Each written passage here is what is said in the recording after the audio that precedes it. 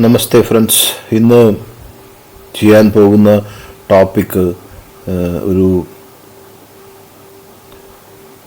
നേപ്പാളിലെ രാജവംശത്തിൻ്റെ ഹത്യയെ സംബന്ധിച്ചുള്ള ടോപ്പിക്കാണ്.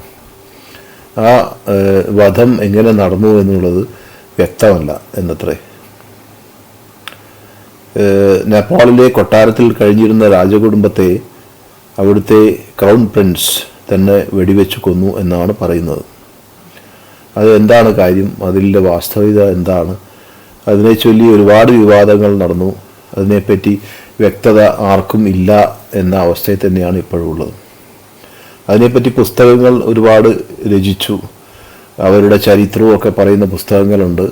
പക്ഷേ ഈ കൊലപാതകം എങ്ങനെ നടന്നു എന്നുള്ളതിനെ സംബന്ധിച്ചുള്ള ആധികാരികമായ അറിവ് ഒരു പുസ്തകത്തിലും നൽകുന്നില്ല എന്നതാണ് വാസ്തവം. അതിപ്പോഴും ഒരു മിസ്റ്ററിയായി അവശേഷിക്കുന്നു. നേപ്പാൾ പോലെ വീര്യമുള്ള ഒരു രാജകുടുംബം അഥവാ സംസ്കാരം അഥവാ രാജ്യം, അവിടെ ഇത്തരത്തിലൊരു ഞെട്ടിപ്പിക്കുന്ന കൊലപാതകം നടന്നു എന്ന് പറയുന്നത് അവിശ്വസനീയമാണ്.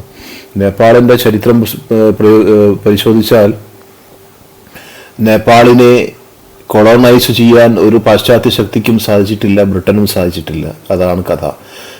നേപ്പാൾ ഹില്ലി ഏരിയാസ് ആണ്. അവിടുത്തെ ആളുകളെ പഹാഡി എന്നാണ് പറയാറുള്ളത് ഹിന്ദി ഭാഷയിൽ. അവരെ കോൺക്വർ ചെയ്യാനും അവരെ കൊളോണൈസ് ചെയ്യാനും പാശ്ചാത്യർക്ക് സാധിച്ചിട്ടില്ല. അത്രയും വീര്യമുള്ള ജാതിയാണ് നേപ്പാളിലെ പേരുകേട്ട ക്ഷത്രിയരായ ഗോർഖകളും. ഗുരു ഗോരഖ്നാഥിനെ പിന്തുടർച്ചക്കാർ ഗോർഖാലാൻഡ് എന്ന് പറഞ്ഞ സ്ഥലവുമുണ്ട്.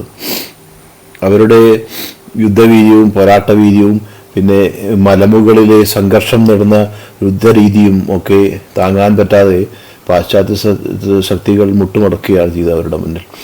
ആ ഏഷ്യൻ ഭൂഖണ്ഡത്തിൽ ഈ സൈഡിലുള്ള ഇന്ത്യയുടെ ഭാഗത്തുമൊക്കെ ഉള്ളതിൽ വെച്ചിട്ട് കോൺകർ ചെയ്യാൻ പറ്റാത്ത വളരെ വിരളമായ ഭൂപ്രകൃതിയിൽ ഒന്നാണ് നേപ്പാൾ. നേപ്പാളിനെ അവർക്ക് കൊളോണൈസ് ചെയ്യാൻ പറ്റിയില്ല എന്നും തൽഫലമായി അവരുടെ സംസ്കാരം നിലനിന്നുവെന്നും ഹിന്ദു സംസ്കാരമാണ് അവിടെ ഉള്ളതെന്നും the Himalayan kingdom of Nepal, അവിടെ രാജവംശമുണ്ട്, രാജാവുണ്ട്. അവരുടെ ചരിത്രത്തിൽ 1700-കളിലാണ് പലതായി ചിതറിക്കിടക്കുന്ന നേപ്പാളിനെ രാജാവ് യൂണിഫൈ ചെയ്യിക്കുന്നത്. ആ കാലത്താണ് രാജാവ് യൂണിഫൈ ചെയ്യിച്ചു. അത് ചെയ്തയാളാണ് പൃഥ്വിനാരായൺ ഷാ എന്ന് പറഞ്ഞ ആളാണ് യൂണിഫൈ ചെയ്തത്.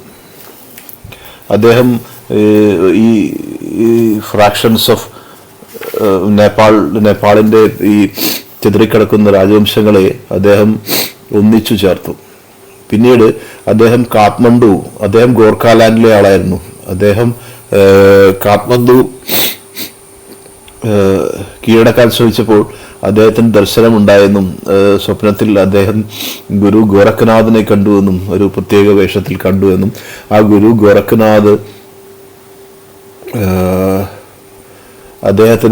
അദ്ദേഹം ഗുരു ഗോരഖ്നാഥിന് ഈ രാജാവ് വെട്ടിപ്പിടിക്കാൻ നോക്കുന്നയാൾ അദ്ദേഹം ഒരു കേർഡ് കൊടുത്തു, തൈര് കൊടുത്തു. അവിടുത്തെ സമ്പ്രദായ പ്രകാരം കേർഡ് കൊടുത്തപ്പം ഈ ഗുരു ഗോരഖ്നാഥ് അത് ഉള്ളിലേക്ക് എടുത്ത് വൊമിറ്റ് ചെയ്ത് അത് അദ്ദേഹത്തിന് നേരെ നീട്ടി എന്നാണ് കഥ. അത് കുടിക്കാനാണ് പറഞ്ഞത്. അദ്ദേഹം നിരസിച്ചു അത്രയും. അത് നിരസിച്ചതിൻ്റെ ഫലമായി അദ്ദേഹത്തിന് 10 തലമുറകൾ മാത്രമേ ആ രാജവംശം തുടരുകയുള്ളൂ എന്നും അത് കഴിഞ്ഞാൽ നശിക്കുമെന്നുമാണ് ഒരു കേസ് എന്നാണ് പറയുന്നത്. ആ കേസ് ഫലിച്ചു എന്നാണ് കാണുന്നത് ഈ കേസിൽ. ആ ഗോരഖ്നാഥിൻ്റെ കഥ ഫലിച്ചതായും ആ രാജവംശം പിന്നീട് വേരറ്റ് പോയി എന്നുള്ള അവസ്ഥയിലേക്ക് എത്തുകയും ചെയ്തുവെങ്കിൽ അതിൻ്റെ പിന്നിലുള്ള കഥയാണത്. അദ്ദേഹം പിന്നീട് വന്ന സക്സഷനിൽ വന്ന രാജാക്കന്മാരും ഒക്കെ ഉണ്ട്. ഗോർഖാലാൻഡ് ഉണ്ട്, കാഠ്മണ്ഡു ഉണ്ട്, അങ്ങനെ പല സ്ഥലങ്ങൾ അവിടെയുണ്ട്. ഈ ഗോർഖ എന്ന് പറയുന്നത് ഇന്നും ഇന്ത്യൻ ആർമിയിൽ ഗോർഖ റെജിമെന്റ് ഉണ്ട്. ഗോർഖ റെജിമെന്റ് നല്ല വീര്യമുള്ള പട്ടാളക്കാരാണ്, നല്ല യുദ്ധവീര്യമുള്ള പട്ടാളക്കാർ. അവരെ റിക്രൂട്ട് ചെയ്യുന്ന ആ സ്ഥലങ്ങളിൽ നിന്നാണ്. ഇന്ത്യയിലെ ഏറ്റവും പേരുകേട്ട നോർത്ത് ഈസ്റ്റേൺ കമാൻഡാണ് ഗോർഖ റെജിമെന്റ്.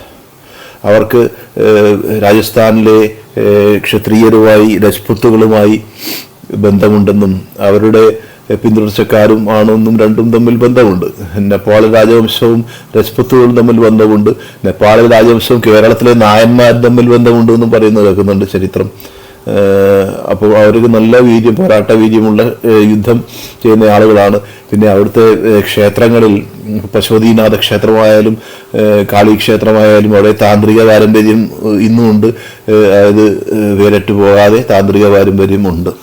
അത് കാരണം യുദ്ധത്തിലും മറ്റും അവരെ തോൽപ്പിക്കുക അസാധ്യമാണ്. ബ്രിട്ടീഷുകാർക്ക് യുദ്ധം ചെയ്ത് തോൽപ്പിക്കാൻ സാധിക്കാത്ത രാജ്യമാണ് നേപ്പാൾ. നേപ്പാളിൽ രാജവംശം ഉണ്ട്. ഇപ്പോൾ അവസാനമായി രാജവംശം ഈ ഹത്യയ്ക്ക് ശേഷം, ഈ മർഡറിന് ശേഷമാണ് രാജവംശം അവസാനിച്ചത് എന്നാണ്. അപ്പം ആ ഹത്യ എങ്ങനെ നടന്നു എന്നുള്ളത് അന്വേഷിക്കുന്നതാണ്. അതിൻ്റെ ഉത്തരം കിട്ടുന്നില്ല.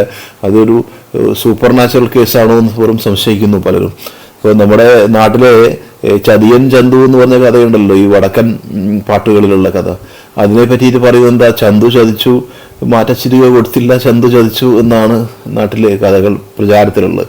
പിന്നെ വേറെ ഒരു പുസ്തകം വടക്കൻ പാട്ടിലെയും തെക്കൻ പാട്ടിലെയും കഥകൾ എന്ന ചിമ്മയന്നാരുടെ പുസ്തകത്തിൽ ഞാനത് ഷെയർ ചെയ്തിട്ടുണ്ട്, ഒരു വീഡിയോ ഉണ്ടാക്കിയിട്ടുണ്ട് അതിനെ പറ്റിയിട്ട്. അതിൽ പറയുന്നത് എന്താന്ന് വെച്ചാൽ, ചന്തു വെള്ളമെടുക്കാൻ പുറത്തു പോയപ്പം വേറെ ആരോ വന്ന് ആരോമലിനെ പൊക്കിളിൽ താഴെ കുത്തിയെന്നും അങ്ങനെ മരിച്ചു. തിരിച്ചു വന്നപ്പോൾ എല്ലാവരും ചന്തു ചതിച്ചു എന്നാണ് പറയുന്നത്. ഇയാളും അതുപോലെ എന്തോ പറയാൻ ശ്രമിച്ചു ഭരണപ്രാളത്തിൽ എന്നാണ് അതിൽ എഴുതിയിരിക്കുന്നത്. ചന്തു ചതിയനായിട്ട് അതിൽ പറയുന്നില്ല. അതുപോലെ ഉണ്ണിയാർച്ചയും കരുതേച്ച് കാണിക്കുകയൊന്നും അതിൽ ചെയ്യുന്നില്ല. നല്ല കുലീനയായ സ്ത്രീ തന്നെയാണ് അതിൽ പറയുന്നത്. അപ്പോൾ ഇത്തരം കഥകൾ നോക്കിയാൽ വ്യക്തതയില്ല. ഈ പറഞ്ഞ ഈ ചന്തുവിൻ്റെ ഈ വെള്ളം എടുക്കാൻ പോയപ്പോൾ ആര് വന്നു കുത്തിക്കൊന്നു എന്ന് ചോദിച്ചു കഴിഞ്ഞാൽ അതിനൊരു വ്യക്തതയും കാണുന്നില്ല. അതുപോലത്തെ ഒരു കഥയാണ്. അതുപോലെയല്ല, അതിന് സമാന്തരങ്ങളുള്ള കഥയാണ് ഈ നേപ്പാളിലെ രാജവംശത്തിൻ്റെ ഹത്യ എന്ന് പറയുന്നത്. കാരണം അവരുടെ കൊട്ടാരത്തിൽ 4 ലൈൻസ് ഓഫ് ഡിഫൻസ് ഉണ്ട് എന്നാണ് പറയുന്നത്. 4 ലൈൻ ഓഫ് ഡിഫൻസ്. അത് കവച്ചുവെച്ച് അതിനെ കീഴടക്കി വരാൻ അസാധ്യമാണ് എന്നാണ് പറയുന്നത്. എലൈറ്റ് കമാൻഡോസ്, ആ ഗോർഖ പട്ടാളത്തിലേക്ക് ഏറ്റവും യുദ്ധവീര്യമുള്ള, ഏറ്റവും കഴിവുള്ള, വെൽ ട്രെയിൻഡ് ആയിട്ടുള്ള, മോഡേൺ മെഷീനറിയുള്ള, തോക്കുകളുള്ള ഈ 4 ലൈൻ ഓഫ് ഡിഫൻസ് ആണ് രാജാവിന്. അതൊക്കെ പെനിട്രേറ്റ് ചെയ്തൊരു ആള് വന്ന് കൊല്ലുക എന്ന് പറഞ്ഞാൽ അവരൊക്കെ പുറത്ത് നിൽക്കുന്നുണ്ട്, അവരൊന്നും അറിഞ്ഞത് പോലും ഇല്ല എന്നാണ് പറയുന്നത്. അവിശ്വസനീയം എന്നാണ് തോന്നുന്നു. അപ്പോൾ ആര് കൊന്നു എന്ന് ചോദിച്ചാൽ ആരും കൊന്നതല്ല, പ്രിൻസ് ക്രൗൺ കൊന്നു എന്നാണ് പറയുന്നത്. പക്ഷെ അതിന് പോലെ ഒരു വ്യക്തത കാണില്ല. അയാളെന്തിനു കൊല്ലണം, അയാളെ കുടുംബത്തിൽ നിന്നൊരു ചോദ്യം ചോദിച്ചാൽ അതിനും വ്യക്തതയില്ല. അപ്പോൾ അയാളാണോ കൊന്നത്, ഇനി വേറെ വല്ലവരും വേഷപ്രചനായി കൊന്നു വല്ലതും സൂപ്പർ നാച്ചുറൽ എഴുതുകയും ചെയ്യുമോ എന്ന് ചോദിച്ചാൽ അതിനൊന്നും തെളിവൊന്നുമില്ല. നമ്മളെ ചതിയൻ ചന്തുവിൻ്റെ കഥ മാതിരി, ചന്തു ആണോ ചതിച്ചതെന്ന് ചോദിക്കുന്ന മാതിരി ചന്തു അങ്ങനെയാണ് ചിമ്മയന്നാരുടെ പുസ്തകത്തിൽ പറയുന്നത്. തെക്കൻ പാട്ടിലെയും വടക്കൻ പാട്ടിലെയും കഥകൾ എന്നുള്ള പുസ്തകത്തിൽ ചന്തു ചതിയനല്ല എന്ന് വിശ്വസിക്കുന്നവരും ഒരുപാടുണ്ട്. അതുപോലെ അരിങ്ങോടര കഥ, അതൊക്കെ ആ കഥയൊക്കെ അയാൾക്ക് അറിയാത്തത് എന്തുകൊണ്ട് അറിയുന്നില്ല എന്ന് ചോദിച്ചാൽ, അന്ന് ഇത്രയും കളരിക്കാരും മന്ത്രവാദവും ചെയ്യുന്നവരൊക്കെ ഉള്ള നമ്മുടെ നാട്ടിൽ ഈ കഥയെ അറിയില്ല എന്തുകൊണ്ടാന്ന് ചോദിച്ചാൽ അത്ഭുതമായിരിക്കുന്നത്. അതുപോലത്തെ ഒരു അത്ഭുതകരമായ കഥയാണ് നേപ്പാളിലെ രാജവംശത്തിൻ്റെ ഹത്യയെ പറ്റിയുള്ള കഥ. അതിനെപ്പറ്റി പല പുസ്തകങ്ങളുണ്ട്. അതിലൊന്ന് ഞാൻ സെലക്ട് ചെയ്തു കൈക്കട്ട ഒരു പുസ്തകം, സാക്കർ അറ്റ് ദ പാലസ് എന്ന പുസ്തകം. ഇതിൽ ഒരുപാട് ചരിത്രവും ഒക്കെ പറയുന്നുണ്ട്.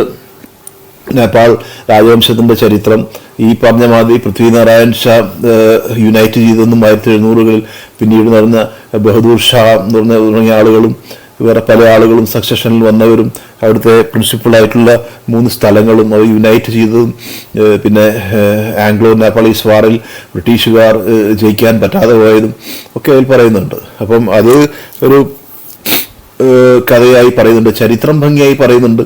പിന്നെ ഈ ക്രൗൺ പ്രിൻസിനെ പറ്റി പറയുന്നുണ്ട്, അദ്ദേഹത്തിൻ്റെ രീതികളും ഒക്കെ പറയുന്നുണ്ട്. എന്നല്ലാതെ കൊലപാതകം എങ്ങനെ നടന്നു എന്നുള്ള ചോദ്യത്തിന് വ്യക്തമായ ഉത്തരം ഇതിലില്ല എന്നതാണ് വാസ്തവം. അപ്പോൾ നേപ്പാളും ഇന്ത്യയുമായി ക്ലോസ് ടൈപ്പുള്ള സ്ഥലങ്ങളാണ്. ഇന്ത്യയിലെ ആളുകൾ ഒരുപക്ഷെ അന്വേഷിച്ചിട്ടുണ്ടാവും, ആരോ വ്യക്തത ആർക്കും കിട്ടിയിട്ടില്ല. അങ്ങനെ ആ അന്വേഷണം ഒരുപാട് നടന്നു. അതിൽ പല പുസ്തകങ്ങളും രചിച്ചു. അതിലൊന്നാണ് ഈ കാണിച്ച പുസ്തകം, സാക്കർ അറ്റ് ദ പാലസ് എന്നുള്ള പുസ്തകം. അത് ഒരു ബ്രിട്ടീഷുകാരൻ എഴുതിയ പുസ്തകമാണ്. അതിൽ ബ്രിട്ടീഷ് പെർസ്പെക്റ്റീവിലാണ് എഴുതിയെന്ന് തന്നെ പറയേണ്ടി വരും. കാരണം അവർ അതിൻ്റെ ആ താന്ത്രിക രീതിയൊന്നും അതിൽ പരാമർശിച്ചിട്ടില്ല. അവരുടെ അമ്പലങ്ങളെ പറ്റിയോ ഒന്നും അതൊക്കെ പറഞ്ഞിട്ടുണ്ടെങ്കിലും അത് സാക്കറൊക്കെ നടന്നുകൊണ്ടിലേക്ക് വിരൽ ചൂണ്ടുന്ന അതൊന്നും അതിലില്ല. അതിൽ ചരിത്രം ഉണ്ടെന്നല്ലാതെ ആ ക്രൗൺ പ്രിൻസ് എന്തിനു കൊന്നു എന്ന് ചോദിച്ചു കഴിഞ്ഞാൽ ഇനി അയാൾക്ക് മാനസിക വിഭ്രാന്തി ഉണ്ടായിരുന്നോ എന്നൊക്കെ ചോദിച്ചു കഴിഞ്ഞാൽ ഒന്നിനും ഒരു വ്യക്തതയില്ല എന്നാണ് കാണുന്നത്. അപ്പം എന്തുകൊണ്ട് സംഭവിച്ചു എന്ന ചോദ്യം ഇന്നും അവശേഷിക്കുന്നുണ്ട്. അതിലേക്കുള്ള പഠനം ആണ് ഈ പുസ്തകം. അങ്ങനെ ഈ മെസാക്കറിനെ പറ്റി പുസ്തകങ്ങൾ ഇറങ്ങിയിട്ടുണ്ട്, ഒരുപാട് ഇറങ്ങിയിട്ടുണ്ട് പുസ്തകങ്ങൾ. അതിലൊരു പ്രശസ്തമായ പുസ്തകമാണ് massacre at the palace, doomed royal dynasty of Nepal എന്ന ജോനാഥൻ ഗ്രെഗ്സൺ രചിച്ച പുസ്തകം. അതിൽ ചരിത്രം വ്യക്തമായി പറയുന്നുണ്ട്. ചരിത്രം പറയണമെങ്കിൽ ആ പുസ്തകം വായിച്ചാൽ വ്യക്തമായിട്ട് ചരിത്രം അറിയും. ഷാ എന്ന് പറഞ്ഞ ഡൈനാസ്റ്റി ഭരിച്ചതും അവരുടെ കഥകളും, അതിനു മുമ്പും ഒരാളുടെ കഥകളിൽ കാഠ്മണ്ഡു കീഴടക്കാൻ പോയപ്പം അയാൾക്ക് ഇതേപോലെ ഗുരു ഗോരഖനാഥ് ദർശനം നൽകി എന്നും കഥകളുണ്ട്. അദ്ദേഹം പാല് നൽകി സ്വീകരിച്ചു എന്നൊക്കെ അങ്ങനെ സംഭവിക്കുന്നതായി കഥകളുണ്ട്. ഗോരഖനാഥാണ് അവിടുത്തെ ഏറ്റവും പ്രശസ്തനായ ഗുരു. 13-ാം നൂറ്റാണ്ടിൽ ഗുരു ഗോരഖനാഥ് നേപ്പാളിലാണ്, നേപ്പാൾ ബോർഡർ, UP നേപ്പാൾ അവിടെയാണ് ഉണ്ടായിരുന്നത്. അദ്ദേഹം ഒരുപാട് പ്രചരിപ്പിച്ചു, നാദസമ്പ്രദായം ഒരുപാട് പ്രചരിച്ചു, മിഡിൽ ഈസ്റ്റ് വരെ പ്രചരിച്ചു എന്നൊക്കെയാണ് 13-ാം നൂറ്റാണ്ടിൽ. ആദിശങ്കരാചാര്യർ, ജഗദ്ഗുരു ആദിശങ്കരാചാര്യർക്ക് ശേഷം ഭാരതം കണ്ട ഏറ്റവും മികച്ച ഗുരു ആണ് അദ്ദേഹം എന്നാണ് ഗുരു ഗോരഖനാഥ്. അദ്ദേഹം മത്സ്യേന്ദ്രനാഥ് എന്ന ഗുരുവിൻ്റെ ശിഷ്യനായിരുന്നു, നാദസമ്പ്രദായം വളർത്തി എന്നൊക്കെയാണ് അവിടുത്തെ കഥ. അതുമായി ബന്ധപ്പെട്ട കഥയാണ് ഗോർഖ എന്നുള്ള പേര് ഗോരഖനാഥ് എന്നുള്ള എന്നാണ് ഉണ്ടാകുന്നത്. ഗോർഖ സമുദായം, ഗോർഖ ലാൻഡ് എന്നൊക്കെ പറയുന്നത്. അപ്പം അത് എന്തുകൊണ്ട് ഈ കൊലപാതകം നടന്നു എന്നുള്ളത് ഇപ്പോഴും രഹസ്യമായി അവശേഷിക്കുന്നു. അതിലേക്ക് വിരൽ ചൂണ്ടുന്ന പുസ്തകങ്ങളുണ്ട്. അതിലൊരു ഞാൻ കാണിച്ച പുസ്തകം. നേപ്പാൾ ബുദ്ധന്റെ ജന്മസ്ഥലമാണ്. നേപ്പാളിൽ പണ്ടത്തെ നേപ്പാൾ അവിടെയാണ്, ബുദ്ധന്റെ ജന്മസ്ഥലം അവിടെയാണ്. പിന്നെ നേപ്പാളിലെ രാജവംശങ്ങളും കഥകളും ഒക്കെ ഉണ്ട്. കാമാഖ്യാദേവിയുടെ ക്ഷേത്രമുണ്ട് അസാമിലാണ്, ആ സമീപത്ത്. അവിടുത്തെ വാമാചാര സമ്പ്രദായങ്ങളും ഒക്കെ ഉണ്ട്. നേപ്പാളിലെ കാടുകളിൽ പല സംഗതികളും വാമാചാരം നടക്കുന്നതായും ഒക്കെ ഗുരുജി ശ്രീ മാലിജിന്റെ പുസ്തകത്തിൽ അത്തരം കഥകൾ ഒക്കെ ഒരു പുസ്തകത്തിൽ പറയുന്നുണ്ട്. നോവൽ വരെ പുസ്തകം എഴുതിയാൽ അതിനെപ്പറ്റി പരാമർശമുണ്ട്. അപ്പം ഈ മിസ്റ്ററി സംഭവത്തെ പറ്റി അന്വേഷിക്കുന്ന പലരും രചിച്ച പുസ്തകങ്ങൾ പലതുമുണ്ട്. അതിലൊരു പുസ്തകം ആണ് കണ്ടത്. ഈ രഹസ്യം എങ്ങനെ മനസ്സിലാക്കണം എന്ന് ചോദിച്ചാൽ ആധുനിക രീതിയിൽ മനസ്സിലാക്കുന്ന ഓൾമോസ്റ്റ് ഇമ്പോസിബിൾ ആയിട്ടാണ് തോന്നുന്നു. അതിന് എന്തെങ്കിലും ഒരു സൂപ്പർ നാച്ചുറൽ ഒക്കൾട്ട് ബാക്ക്ഗ്രൗണ്ടുള്ള മന്ത്രവാദ പശ്ചാത്തലമുള്ള രീതികൾ വെച്ച് മനസ്സിലാക്കാനേ സാധിക്കുള്ളൂ എന്ന് തന്നെയാണ് തോന്നുന്നത്.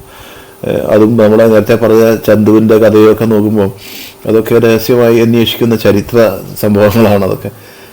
അപ്പം അത്തരം സംഭവങ്ങൾ ചരിത്രത്തിൽ നടന്നിട്ടുണ്ടോ എന്നാണല്ലോ ആദ്യം നോക്കുന്നത്. അങ്ങനെ നടന്നിട്ടുണ്ടെന്ന് കാണുകയാണെങ്കിൽ അതും ഇതും തമ്മിൽ സമാന്തരങ്ങൾ എന്തെന്ന് നോക്കണം.